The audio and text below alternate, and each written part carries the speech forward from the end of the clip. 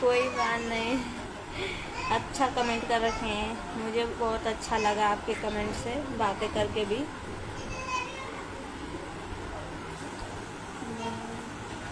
बहुत खूबसूरत लग रही हो मनीषा, दिल पागल कर दिया।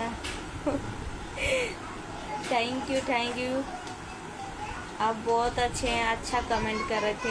ऐसा ऐसा कमेंट आप लोग करेंगे ना तो आपकी मनीषा भाभी बहुत खुश होगी। हम बहुत खुश हैं आप लोग ऐसे ऐसे कमेंट जो कर रहे हैं, मुझे अच्छा लगा आपके कमेंट।